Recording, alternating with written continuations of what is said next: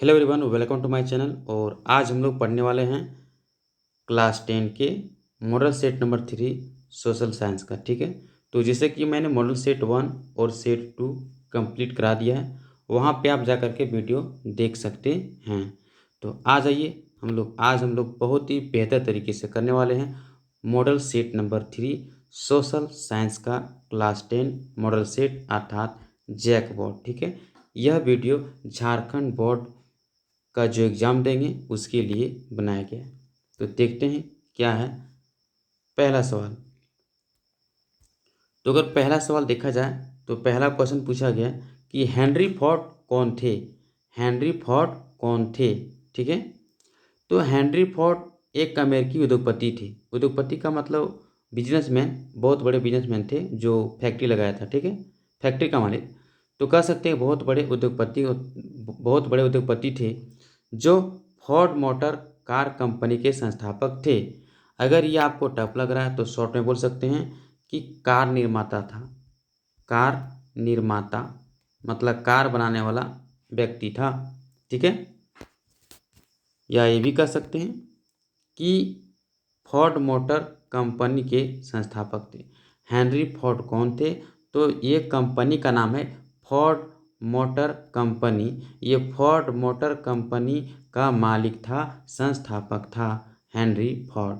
तो ये भी इसका जवाब दे सकते हैं, कोई दिक्कत नहीं है। तो चलिए देखते हैं अगला सवाल क्या है। अगला सवाल है जो औद्योगिक क्रांति किसे कहते हैं। कहते हैं औद्योगिक क्रांति से आप क्या समझते हैं। तो सबसे पहले यहाँ हम एक वर्ड लिखे हैं। सबसे पहले क्रांति का मतलब समझेंगे, उसके बाद औद्योगिक का मतलब समझेंगे, औद्योगिक क्रांति का मतलब समझेंगे, दोनों को जोड़ करके। ठीक है, तो अभी आप लोग हड़बड़ाइएगा नहीं। देखिए, कहता है जब किसी, ये कौन सा कलर है, जब किसी समाज या व्यवस्था में आश्चर्यजनक परिवर्तन होता है तो उसे क्रांति कहते हैं। मतलब ये हुआ कि अगर कोई समाज है, अगर कोई व्यवस्था है, ठीक है, और अगर उसमें अचानक कोई परिवर्तन करना चाह रहा है तो उसी को हम क्रांति कहते हैं। जैसे क्रांति तो आपको बहुत मिलेगा, फ्रांस की क्रांति। वहाँ के लोग क्या चाहते थे? तो वहाँ के लोग आज़ाद होना चाहते थे। ठीक है, समानता का अधिकार चाहते थे, स्वतंत्रता का अधिकार चाहते थे, तो इसमें बदलाव लाना चाहते थे। ठीक है, तो हम कह सकते हैं वो एक प्रकार का क्रांति था। वहाँ समाज के लोग बदलाव लाना चाहते थे। व्यवस्था, जैसे कि आप देख रहे हैं फैक्ट्री, जैसे मान लीजिए जब फैक्ट्री नहीं खुली थी तो उसके पहले लोग हाथों से वस्तुओं का उत्पादन मतलब बनाते थे। कपड़ों का निर्माण करना है, कपड़ा बुनना है, तो ये सब हाथों से होता था। लेकिन जब फैक्ट्री आ गया तो बदलाव आ गया। ठीक है, तो उसी प्रकार से यहाँ जो दूसरा में लिखा है औद्योगिक क्रांति क्या है, तो उद्योग धंधों के क्षेत्र में आश्चर्यजनक परिवर्तन को औद्योगिक क्रांति कहते हैं। ठीक है, उद्योग धंधों मतलब फैक्ट्री जो है, अगर उसके क्षेत्र में आश्चर्यजनक परिवर्तन हो रहा है तो उसी को हम औद्योगिक क्रांति कहते हैं। अब इसमें बदलाव क्या आया होगा? जो लोग हाथों से बनाते थे, कपड़ा बुनाई करते थे, ठीक है, अब उसके जगह मशीनों के द्वारा उत्पादन होना स्टार्ट हो गया, अर्थात अधिक से अधिक फैक्ट्री का निर्माण होना या खुलना। ठीक है, औद्योगिक क्रांति में क्या हुआ होगा? तो अधिक से अधिक फैक्ट्री खुलेंगे और अधिक से अधिक वस्तुओं का उत्पादन बड़ा होगा। यही है औद्योगिक क्रांति। अगर तीसरा देखें क्षेत्रीय दल क्या है, कहता है वैसा दल जो अपने क्षेत्र के हित के लिए कार्य करता है उसे क्षेत्रीय दल कहते हैं। वैसा दल, वैसा पार्टी जो अपने क्षेत्र के हित के लिए कार्य करता है उसे क्षेत्रीय दल कहते हैं। क्वेश्चन नंबर 4 देखें तो कहता है खरीफ फसल क्या है। खरीफ फसल क्या है, जैसे कि आप साइंस में भी पढ़े होंगे, क्लास 8 में पढ़े होंगे। वैसा फसल जिसे वर्षा ऋतु में बोया जाता है उसे खरीफ फसल कहते हैं, या जून जुलाई में बोया जाता है और अक्टूबर से नवंबर में काटा जाता है उसे खरीफ फसल कहते हैं। अगर हम क्वेश्चन नंबर 5 देखें तो क्वेश्चन नंबर 5 कहता है नेपाल में किस तरह का शासन व्यवस्था है। नेपाल में किस तरह का शासन व्यवस्था है? तो वहाँ पर लोकतांत्रिक शासन व्यवस्था है। अभी वर्तमान में लोकतांत्रिक शासन व्यवस्था है। क्वेश्चन नंबर 6 कहता है विदेशी निवेश से क्या तात्पर्य है। विदेशी निवेश से क्या तात्पर्य है। बहुराष्ट्रीय कंपनियां के द्वारा खर्च की गई मुद्रा को विदेशी निवेश कहते हैं, जैसे भूमि, जमीन, मशीन इत्यादि पर निवेश करना। कहने का मतलब ये है, बहुराष्ट्रीय कंपनी आपको समझा दिए कि अगर किसी कंपनी का रजिस्ट्रेशन एक देश में होता है और उत्पादन या फैक्ट्री या ऑफिस अनेक देशों में खोल सकता है, अनेक देशों में बेच सकता है वस्तुओं को, तो उसी को कहते हैं हम लोग बहुराष्ट्रीय कंपनियां। अब आती है बात की बहुराष्ट्रीय कंपनियां के द्वारा जो पैसा खर्च की जाती है ना, उसी को हम लोग विदेशी निवेश कहते हैं। चूंकि बहुराष्ट्रीय कंपनियां सिर्फ एक देश में खर्च नहीं करती है, अनेक देशों में खर्च करती है, फैक्ट्री खोलने में, जमीन लेने में, मशीन लेने में, तो इसे हम कह सकते हैं कि बहुराष्ट्रीय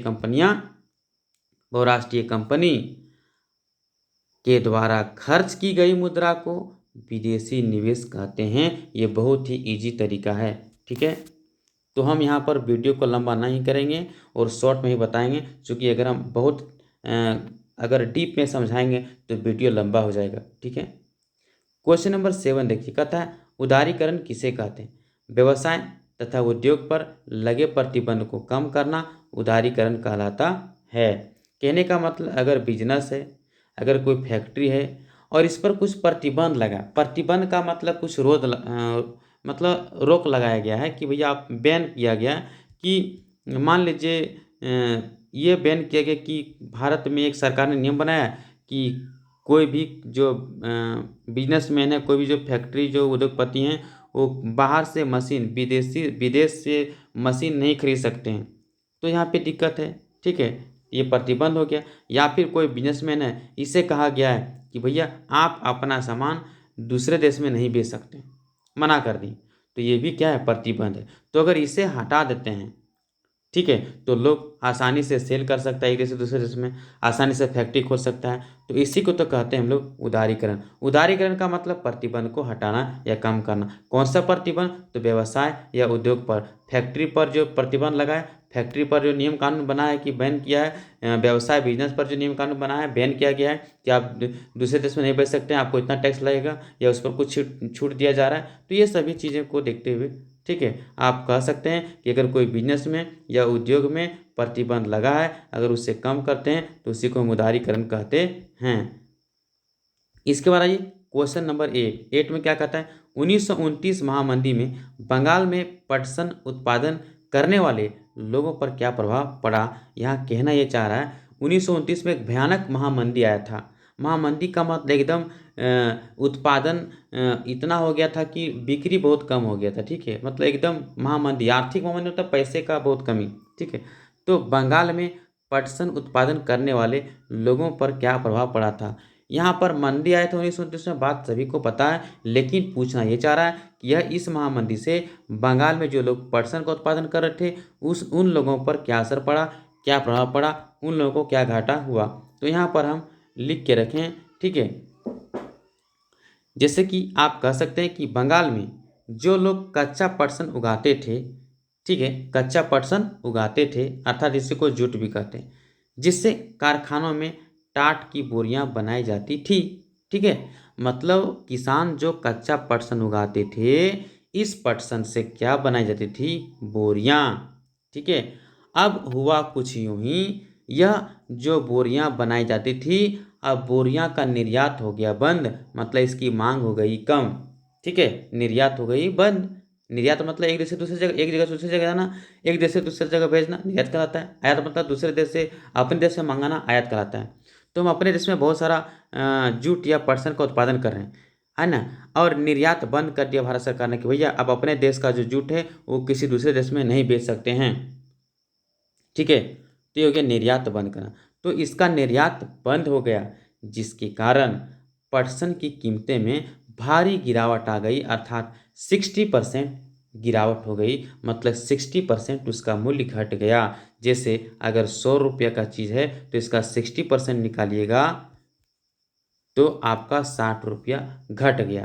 कहने का मतलब 100 रुपये का सामान अगर 100 रुपये में जो बिकता था 1 kg पटसन 100 रुपये बिका था, तो 60 रुपया घट गया इसका कीमत, तो अब वो 40 रुपये में बिकेगा, तो बहुत ही लॉस होने लगा, ठीक है। तो इस प्रकार से इस वजह से अब जिस किसानों ने अपनी आमदनी को बढ़ाने के लालच में कर्ज लेकर अधिक उत्पादन किया। देखिए लालच तो बहुत बुरा है चीज़, है ना। लालच बहुत बुरा है और जिसने अधिक लालच किया वो बहुत पछताया है। पछतावा के अलावा कुछ भी नहीं मिला है, इस बात को ध्यान रखिएगा आप लोग भी। तो इस किसान ने क्या किया, आमदनी के लालच में, है ना, आमदनी को बढ़ाने के लालच में, अधिक से अधिक पैसा कमाने के लालच में कर्ज लिया और कर्ज लेकर के खूब पूंजी लगा के उत्पादन को बढ़ाया। अब उसकी हालत हो गई खराब, क्योंकि उपज की सही मूल्य नहीं मिल पाता था। जितना पैसा हमने खर्च किया अब तो उसका कहा जाए तो हमारा मूलधन भी नहीं निकल रहा है, उससे भी कम मिल रहा है, तो बहुत लॉस हो रहा है। कहने का मतलब 60% ऑफ होना मतलब उसके उत्पादन में कोई जरूरी नहीं है कि आदमी 60% कमाता होगा। ठीक है, तो इस प्रकार से कह सकते हैं कि बंगाल में जो लोग कच्चा पटसन उगाते थे, जिससे कारखानों का में टाट की बोरियां बनाई जाती थी, उसकी मांग कम हो गई, उसकी निर्यात बंद कर दिया गया, जिसके कारण पटसन की कीमतें में 60% की गिरावट हो गई। और इस गिरावट की वजह से जिस किसानों ने अपनी आमदनी बढ़ाने के लालच में कर्ज लेकर अधिक उत्पादन किया था, उसकी हालत खराब हो गई, क्योंकि सही दाम, उसको सही मूल्य, सही पैसा नहीं मिल पा रहा था। चलिए इसी को हम शॉर्ट में लिखे हैं 2 पॉइंट में। इसमें आद कैसे करना है, तो आद करने का तरीका मैं आपको बता रहा हूँ। ठीक है, ऐसे आपको लगता होगा कि ये क्या लिखा है ऑन कौन, कोई दिक्कत नहीं, मैं आपको बता रहा हूँ। ठीक है, क्वेश्चन पूछा है कि 1929 की महामंदी में बंगाल में पटसन के उत्पादन में लोगों पर क्या प्रभाव पड़ा, तो इसको 2 लाइन में बोल सकते हैं। प्रभाव पहला ये पड़ा कि सबसे पहले अधिक कमाने के लालच में जो कर्ज लेकर के पटसन का अधिक उत्पादन किया था, है ना, और दूसरा मंदी के कारण पटसन में 60% की गिरावट आ गई, जिसके कारण उपज की सही कीमत नहीं मिल पाया। ठीक है, ये 2 पॉइंट से आप याद कर सकते हैं, बस इतना याद कीजिए और अपने से बैठा के लिख दीजिए। कि कैसे लिखिएगा, इसको लिख सकते हैं कि 1929 में महामंदी में बंगाल में पटसन उत्पादन करने वाले लोगों पर बहुत ही भयानक प्रभाव पड़ा। वो प्रभाव यह था कि बंगाल के जो किसान थे वो अधिक कमाने के लालच में कर्ज लेकर पटसन का अधिक उत्पादन किया। ठीक है, जब मंदी हुआ, मंदी के कारण अर्थात उसकी निर्यात जब बंद हो गई, तो पटसन में 60% की गिरावट आ गई। मंदी के कारण बिक्री नहीं होने लगा और इस वजह से इसका जो सही रेट था, सही मूल्य था, वो नहीं मिल पाया। यही वजह था उन लोगों का पटसन के उत्पादन में, मतलब लोगों का प्रभाव यही था। ठीक है, इसमें से एक कवि ने एक कविता भी लिखा है कि चलो भाइयों, है ना, नकद की उम्मीद में और ज़्यादा पटसन तुम हो, है ना, उगाओ, हो नहीं होगा, चलो भाइयों नगद की उम्मीद में, चलो भाइयों नकद की उम्मीद में और ज़्यादा पटसन तुम उगाओ, है ना। ये कवि के माध्यम से कहना चाह कविता के माध्यम से कहना चाह रहा है कि भाइयों चलिए अब नगद के चक्कर में आप क्या कीजिए, नगद की उम्मीद में बहुत ज़्यादा पटसन को उगाइए। ठीक है, लागत और कर्जे में पीसकर ना उम्मीदी पाओ, मतलब आप जितना कर्जा महाजन लेकर के जितना आप पैसा लगा रहे हैं उसमें ना उम्मीदी पाओ, जितना उम्मीद रखे हैं, है ना, ठीक है, वो उम्मीद भी आपको नहीं मिलने वाला है। सारी पूंजी फंसा लगा सारी पूंजी लगा फंसा कर फसल खड़ी कर जाओ, घर बैठे बनिए देंगे 5 रुपये मन भाव। मतलब अब इतना आप ज़्यादा उत्पादन ना करो कि उसकी कीमत बहुत कम हो जाए। ठीक है, कि घर बैठ के आप उसे बोलते फिरिए कि इतना कम मिल रहा है, इतना, है ना, तो आपको बहुत दिक्कत होगा। ये सब नहीं लिखना है आपको, बस ये 2 पॉइंट याद करना है, इसी के आधार पर आप लिख लीजिएगा। ठीक है, बैठा बैठा के। एक सबसे बहुत वीवीआई क्वेश्चन है, 19वीं सदी में यूरोप के कुछ उद्योगपति मशीनों की बजाय हाथों से काम करने वाले श्रमिकों को प्राथमिकता देते थे, क्यों? 19वीं सदी की बात है, जो यूरोप के लोग थे वो यूरोप के कुछ उद्योगपति जो फैक्ट्री के मालिक थे वो मशीनों के बजाय हाथों से काम करने वाले श्रमिकों को प्राथमिकता देते थे। क्यों देते थे? मतलब मशीन के जगह हाथ से काम करने वाले मजदूर को ज़्यादा महत्व देते थे, ज़्यादा वैल्यू देते थे। ऐसा क्यों? ऐसा कारण क्या था? तो देखिए, हम इसे बहुत ही ईजी वे में बताए हैं, ये 3-4 तरीकों से। तो पहला कारण ये था कि मजदूरों की कमी नहीं थी। मतलब ये मजदूरों से इसीलिए खेती करवा रहा था, मजदूरों से इसीलिए काम करवा रहा था मशीनों से इसलिए काम नहीं करवा रहा था क्योंकि मजदूर तो इसे आसानी से मिल जाता था। मजदूर की कोई कमी नहीं थी। मजदूर की संख्या बहुत अधिक थी, इतनी अधिक थी कि उसे सस्ते मजदूर मिल जाते थे। सस्ते मजदूर मिल जाते थे क्योंकि मजदूर की संख्या अधिक होगी तो उसकी मजदूरी कम हो जाती है। अब जब मजदूर अधिक होंगे, है ना, तो ये तो एब्सोल्युटली है कि भैया जब मजदूर अधिक होंगे तो इसके मजदूरी सस्ते होंगे, है ना। मजदूर अधिक मिलेंगे तो उसके वेतन कम मिलता होगा, उसका मजदूरी कम मिलता होगा, ये सस्ते होगा। और इस प्रकार से मालिक को कोई झमेला ही नहीं था कि हमें ज़्यादा पैसा पेमेंट करना है, सस्ते में पेमेंट करना है, सस्ता है ना, मजदूर अधिक लगा देंगे, क्या है, पैसा कम देना पड़ेगा।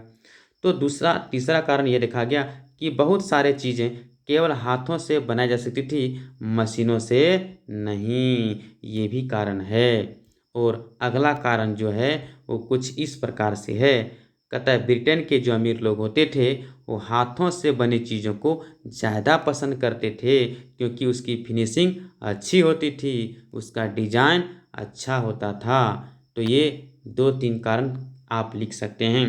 पहला कारण कि भैया मजदूर की कमी नहीं थी और इस वजह से मजदूर सस्ते मजदूर मिल जाते थे, मतलब सस्ते दामों में उसकी मजदूरी कम होती थी। और इसके बाद देखा जाए अगला कारण दे सकते हैं कि बहुत ऐसे चीज़ें थी जो केवल हाथों से बनाई जा सकती थी। बहुत सारा ऐसा डिजाइन होता था जो सिर्फ और सिर्फ हाथों से बना सकते थे, मशीनों से नहीं। ठीक है। अब मान लीजिए आपको एक सांचा बनाए, ठीक है। तो अगर आप एक सांचा बना दिए, मान लीजिए ईंटा पारने का आपने एक मशीन निकाला, अब उसमें उसमें एक सांचा बनाया कि हम 5 बाय है ना 5 बाय 10 इंची का ईंटा का साइज दे दिया, तो जितना भी ईंटा बनाइएगा यही साइज़ का बनेगा। लेकिन अगर आप हाथों के जो लकड़ी के द्वारा जो फार्म बनाया जाता है, अगर हाथों वाला से बनाइएगा तो अगर आपका मन करेगा तो भैया तो 4 इंच बाय 4 बाय 8 भी कर सकते हैं, है ना। 4 बाय 8 इंच भी कर सकते हैं, 5 बाय 10 भी कर सकते हैं, और मन किया तो 10 बाय 20 भी कर सकते हैं, मतलब घटा बढ़ा सकते हैं। लेकिन मशीन में कितना सांचा बनाएगा? तो मशीन एक ही तरह का डिजाइन बनाता था, लेकिन हाथों से जो लोग बनाते थे वो बहुत डिजाइन अधिक बनाते थे और अनेक प्रकार के डिजाइन बना सकते थे, इसीलिए। और अगला कारण था कि ब्रिटेन के लोग, अमीर जो लोग होते थे, वो इसे पसंद भी ज़्यादा करते थे चूँकि इसकी डिज़ाइन अच्छी होती थी, फिनिशिंग अच्छी होती थी, मशीनों की अपेक्षा में ये अच्छा होता था। इसीलिए हम कह सकते हैं कि 19वीं सदी में यूरोप के कुछ उद्योगपति मशीनों की बजाय हाथों से काम करने वाले श्रमिकों को प्राथमिकता देते थे। अब अगर लगे कि नहीं हमें 100 वर्ड में लिखना है तो ये 2 एग्जाम्पल आप दे सकते हैं। क्या एग्जाम्पल? 19वीं सदी के मध्य में 500 तरह के हथौड़े और 45 तरह की जो कुल्हाड़ियाँ बनाई जा रही थी। इसे बनाने के लिए मशीन नहीं, हाथ की जरूरत होती थी, हाथ श्रम की जरूरत होती थी। अब निष्कर्ष ये निकला कि जिस देशों में मजदूर की कमी थी वहाँ के उद्योगपति मशीनों का इस्तेमाल करते थे, लेकिन ब्रिटेन में मजदूरों की कमी नहीं थी इसलिए यहाँ मशीनों का इस्तेमाल नहीं करते थे। ये तब लिखना है जब आपको लगे कि शब्द कम पड़ रहे हैं, तब ये चीज़ का उपयोग करना है, अन्यथा इसका उपयोग करना कोई ज़रूरी नहीं है। आप इतना ही से काम चला सकते हैं।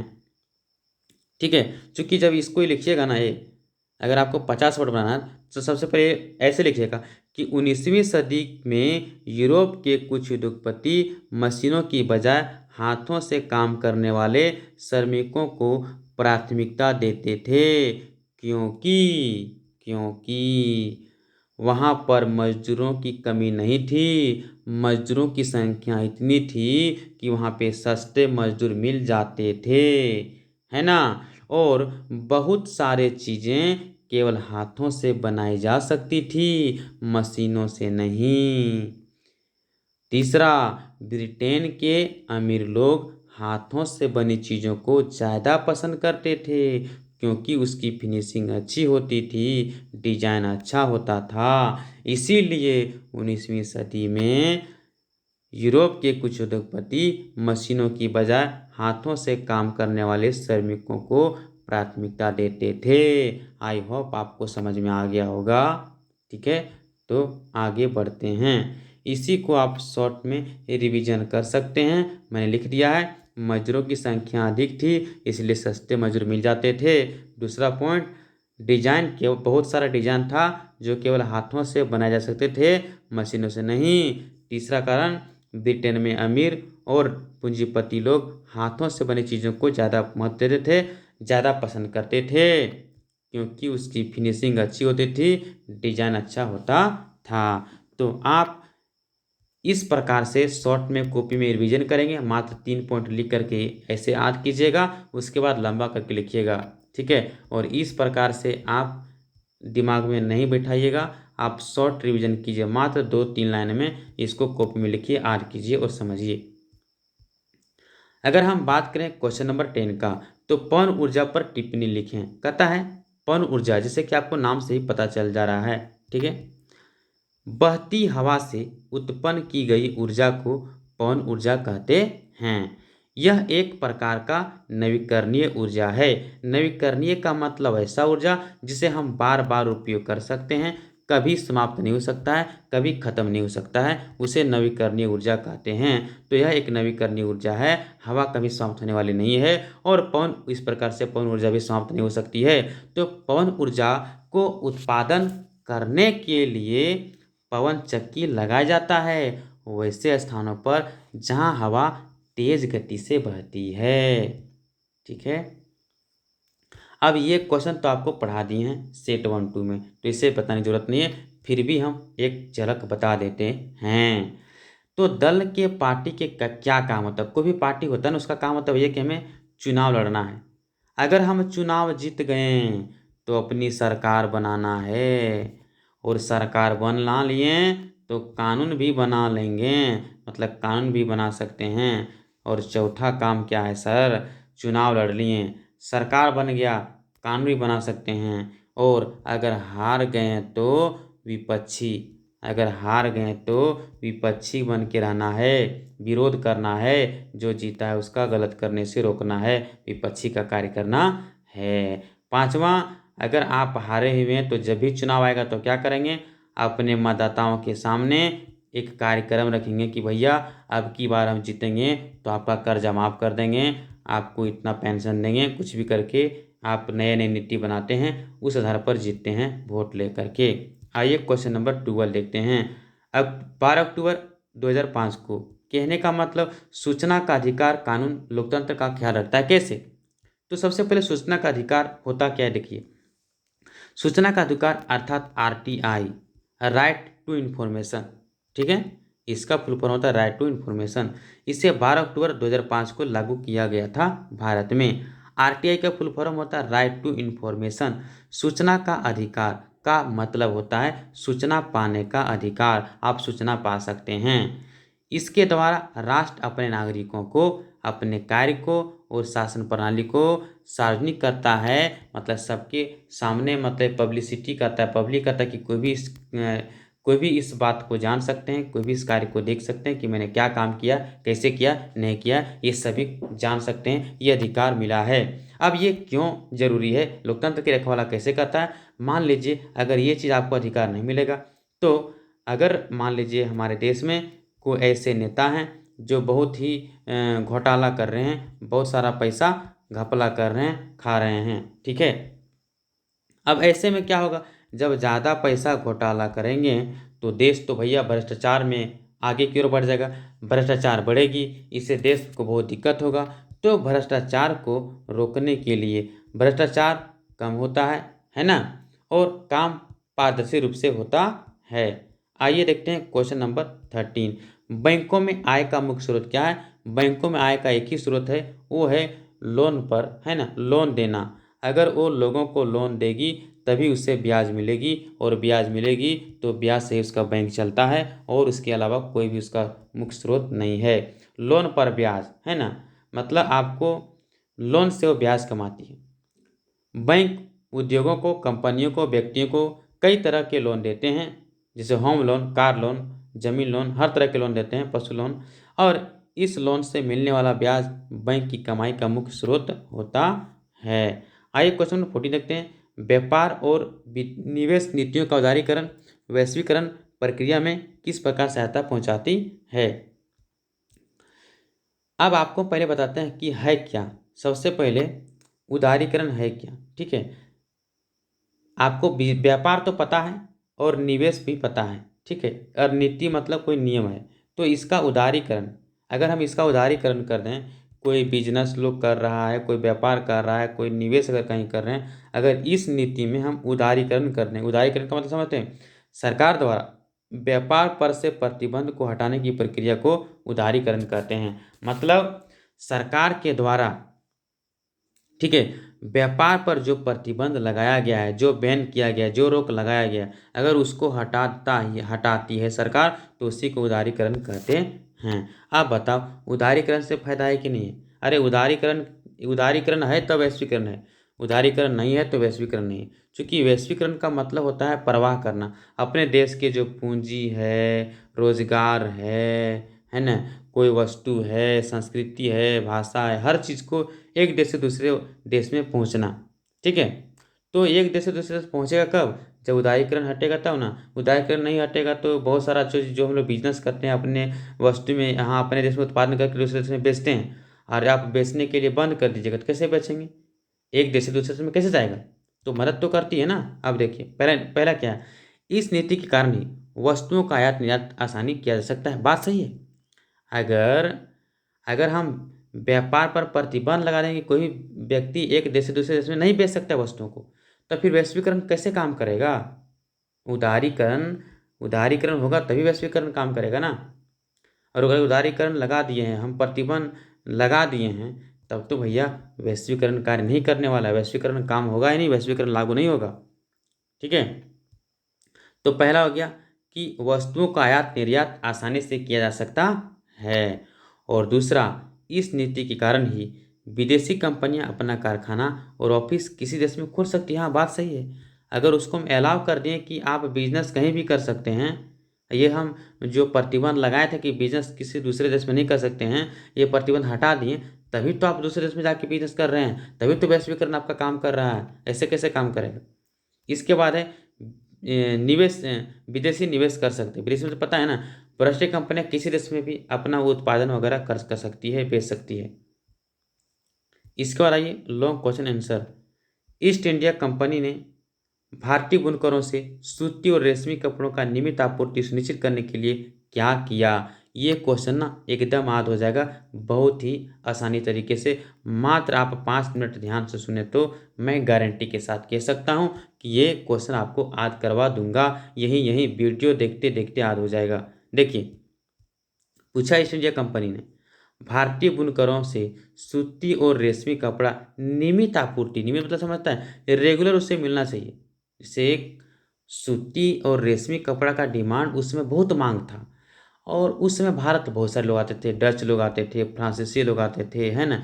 डच है, फ्रांसीसी है, पुर्तगाली है, ठीक है, अंग्रेज भी है, सभी लोग आते थे। तो सभी लोग जब इस चीज़ को बिजनेस करते थे तो मारा मारी होता था भैया। मतलब कपड़ा खरीदने वाला जितना था ना, बेचने वाला कम पड़ जाता था, और उत्पादन भी कम हो जाता था, ठीक है, उत्पादन भी कम पड़ जाता था। तो इस चीज़ को देखते हुए इसने एक ऐसा नियम बनाया कि किस प्रकार से हम ऐसा कुछ कार्य करें जिससे हमारा रेगुलर कपड़ा, सूती और रेशमी का कपड़ा हमें मिलते रहे। कैसे मिले ये चीज़, क्या कैसे पॉसिबल होगा। अब बात आती है, समझिए आंसर। तो कंपनी ने इसके लिए सबसे पहले क्या किया, कपड़ा व्यापारी के दलालों को खत्म करने तथा बुनकरों को डायरेक्ट देख रेख करने की कोशिश की। जैसे कि हमें कपड़ा पाना है, हमें सूती कपड़ा पाना है, इसके लिए उसने क्या किया था, दलालों को ख़त्म कर दिया। मतलब जैसे कि ये एक दलाल है, ये दलाल कपड़ा ऐसे खरीदता है, तभी ये दलाल इसको देता है। तो अगर जो दलाल होता है ये क्या करेगा, दलाल ना किसी के पास भी बेच सकता है ना, कोई ज़रूरी कि आप ही के पास बेचेगा। मान लीजिए, रुकिए कोई खाली पेज ले लेते हैं तो आपको समझाते हैं। मान लीजिए ये जो है, ठीक है, ये दलाल है, ठीक है, ये क्या है, नहीं सॉरी, अच्छा छोड़िए, दलाल को हम बीच में रख देते हैं। ये दलाल है, इसका एक यहाँ करे भाई। अब देखिए, मान लीजिए वस्तु ये उत्पादन करता है, कपड़ा का उत्पादन करता है, कपड़ा को ये सूती कपड़ा, रेशम कपड़ा का उत्पादन करता है, ये किसान है। और ये है दलाल, और ये है खरीदने वाला। अब खरीदने वाला सिर्फ यही नहीं, ये भी खरीदने वाला, ये भी खरीदने वाला, ये भी खरीदने वाला, ये भी खरीदने वाला, ये भी खरीदने वाला। मान लो ये अंग्रेज है, डच है, फ्रांसीसी है, ये भी कुछ भी है, पुर्तगाली, ये सब लोग हैं खरीदने वाले। अब ये दलाल ने क्या किया, कपड़ा उत्पादन करने किसान से तो खरीद लिया, ये खरीदा 5 रुपये में, अब ये बेचेगा 10 रुपये में। लेकिन ये अंग्रेज कम दे रहा है, तो ये अगर ये पुर्तगाली कहेगा लाओ लाओ हम तो आपको इसका 20 रुपये दे देंगे, तो इसको दे देगा। अगर अंग्रेज कहेगा हम 30 देंगे तो इसको दे देगा। तो इस प्रकार से होता यूँ था कि दलाल जो होता था ना, वो कपड़ा मतलब उसी को देता था जो ज़्यादा पैसा देता था, और इस प्रकार से अंग्रेज कम खरीद पाते थे, ज़्यादा खरीद नहीं पाते थे, ज़्यादा कमा नहीं पाते थे। तो इस चीज़ को ध्यान रखते हुए उसने क्या किया, ओह कितना दूर आगे आ गया हम लोग, हाँ यही है ना, ठीक है। तो इसके लिए कंपनी ने गुमास्ता का नियुक्त किया था। तो अब आपको ना इधर कुछ ध्यान नहीं देना है, सीधा यहाँ ध्यान देना है, गुमास्ता का नियुक्त किया था।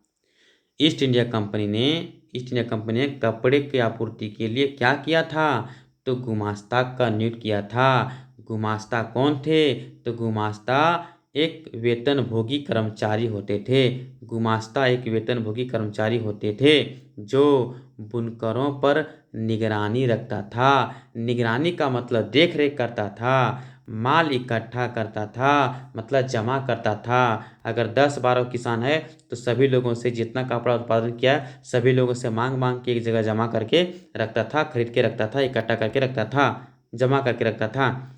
कपड़ों की गुणवत्ता को जांच करता था कि कपड़ा जो है ये कैसा क्वालिटी बनाया है, अच्छा बनाया कि खराब बनाया है, इसकी क्वालिटी भी जांच करता था। तो आई होप आपको ये समझ आ गया कि आखिर ईस्ट इंडिया कंपनी ने भारतीय बुनकरों से कपड़ा खरीदने के लिए क्या किया था। तो कपड़ा खरीदने के लिए रोज़ हमें कपड़ा मिले और ज़्यादा मिले, इसके लिए ये गुमास्ता का नियुक्त किया था। क्या किया था, गुमास्ता का नियुक्त किया था। गुमास्ता एक वेतनभोगी कर्मचारी होता था जो बुनकरों पर निगरानी रखता था, माल इकट्ठा करता था, कपड़ों की गुणवत्ता को जांच भी करता था। मतलब उसका काम था कि बुनकरों को देख रेख करना कि ये बुनकर जो है, ये किसान जो है, कि ये बुनकर किसी दूसरे के पास कपड़ा तो नहीं बेच रहा है, इस चीज़ को देख रेख करना है। साथ ही साथ कपड़ा अच्छा से बना रहा है कि नहीं बना रहा है, कपड़ा क्वालिटी अच्छा कि खराब है, साथ ही साथ इसको इकट्ठा करता था। ये 2-3 काम ये करता था, ठीक है। अब कंपनी को माल बेचने वाले बुनकरों को दूसरे खरीदारों के साथ कारोबार करने पर पाबंदी लगा दी। तो पहला क्या था, तो पहला कारण ये था, पहला काम ये किया था, गुमास्ता का नियुक्त किया था। किसका नियुक्त किया था, गुमास्ता का। और जो दूसरा है, ये दूसरा कारण क्या था, तो दूसरा में आ जाएगा कि भैया आप ये जो कपड़ा है ये दूसरे के पास नहीं बेच सकते हैं, जब भी बेचना होगा हमारे पास ही बेचना पड़ेगा, ये भी नियम लागू कर दिया था। तो कंपनी को माल बेचने वाले बुनकरों को दूसरे खरीदारों के साथ कारोबार करने पर पाबंदी लगा दी कि आप दूसरों के साथ नहीं बेच सकते हैं, दूसरे व्यापारी के साथ नहीं बेच सकते हैं। इसके लिए वो किसानों को कर्ज भी देता था, किसानों को कर्ज देता था कि आप कच्चे माल खरीदिए, है ना, और कच्चे माल खरीदिए और अपना कपड़ा का उत्पादन कीजिए, बनाइए, और कपड़ा गुमास्ता को ही देना पड़ता था, दूसरे व्यापारी को नहीं बेच सकते थे, ऐसा पाबंदी लगाया गया था। तो आई होप आपको ये क्वेश्चन समझ में आ गया होगा। कुछ नहीं करना, मात्र 2 लाइन में याद करना है। तो रुकिए, हम यहाँ पर एक खाली पेज ले रहे हैं आपको समझाने के लिए। तो कपड़ा को नियमित आपूर्ति के लिए, रेगुलर पाने के लिए, कि रोज़ हमें कपड़ा मिले, कपड़ा का हमारे घर मारा मारी बहुत था, तो कपड़ा रोज़ मिले, इसके लिए वो इसने कंपनी ने क्या काम किया, तो 2 ही काम किया था। पहला, गुमास्ता का नियुक्त किया था। किसका नियुक्त किया था, गुमास्ता का नियुक्त किया था, मतलब गुमास्ता को रखा था। अब बात आता है गुमास्ता है कौन सर? तो गुमास्ता एक वेतन भोगी, मतलब उसको वेतन मिलता था, महीना में पैसा मिलता था, ठीक है, कर्मचारी था। गुमास्ता कौन था? देखो कर्मचारी था, ठीक है, कर्मचारी था, ठीक है, जो वेतन पर काम करता था, वेतन पर, कमीशन पर नहीं, वेतन पर, ठीक है। तो वेतन भोगी कर्मचारी था, ऐसा कह सकते हैं। उसका काम क्या था?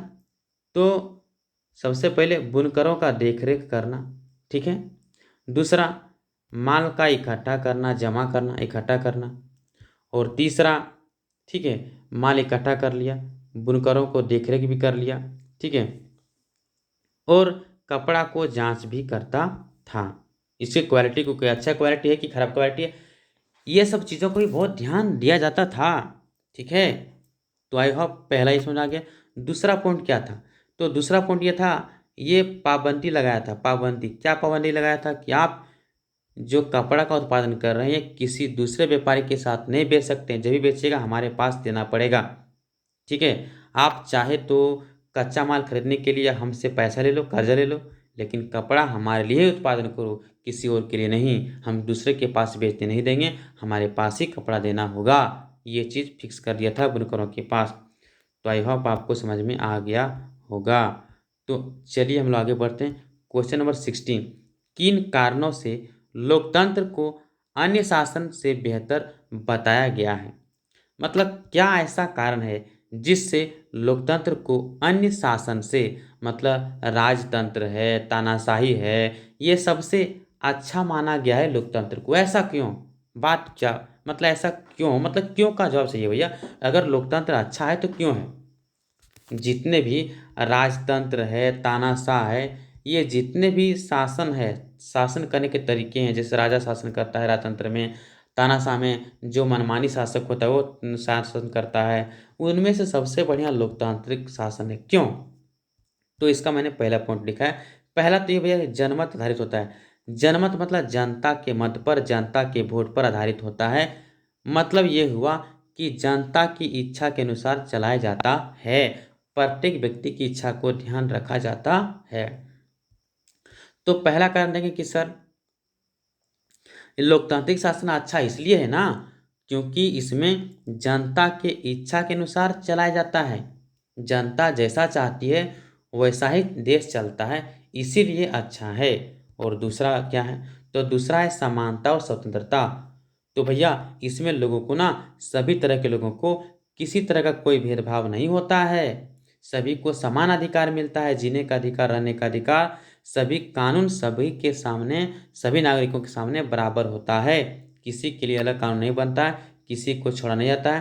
कानून के सामने सभी नागरिक समान होते हैं। ओह, समान लिखा गया गलत है, समान होगा मतलब बराबर होगा, ठीक है, समान माने जाते हैं। अगर तीसरा देखा जाए तो टकराव को टालने और संभालने का एक तरीका भी है लोकतंत्र। मतलब ज़्यादा लड़ाई झगड़ा नहीं होगा। क्यों होगा? नहीं होगा, क्योंकि अगर गलतियां को सुधारने का गुंजाइश होती है इसमें, ठीक है, इसमें विचार विमर्श करने के बाद हम निर्णय लिए जाते हैं कि पहले विचार किया जाता है कि क्या अच्छा रहेगा, क्या खराब रहेगा, है ना। तो गलती को सुधारने का अवसर प्राप्त होता है, इससे टकराव कम होता है। अगर कोई गलती हो फिर उसको सुधारा जाएगा, है ना, और सोच समझ के निर्णय लिया जाएगा। और लास्ट है व्यक्ति की गरिमा। सभी व्यक्ति गरिमा के साथ जीता है, मतलब उसे हे दृष्टि से नहीं देखा जाता है, चाहे वह किसी भी जाति और धर्म से हो। मतलब उसे आप नफरत के भावना से नहीं देख सकते हैं, ठीक है, कि वो छोटा है या मोटा है, या निम्न जाति के वर्ग के लोग हैं, या कुछ भी तरह के ऊंच नीच का भेदभाव, किसी भी तरह का भेदभाव नहीं कर सकते, काले गोरे किसी भी तरह का उसे नफरत नहीं कर सकते, ये गलत बात है। आइए क्वेश्चन नंबर 18, बोलिए सर 17 कहाँ गया? तो ये मैं 17 आपको पढ़ा चुका हूँ। 17 क्या है तो मैं क्वेश्चन पढ़ के बताता हूँ क्या है 17 ना। 17, ओह ये क्या आ गया भाई?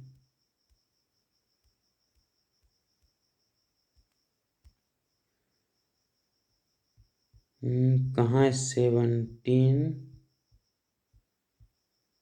हाँ, तो देखिए, मुद्रा आवश्यकताओं के दोहरे संयोग की समस्या को किस प्रकार से सुलझाती है।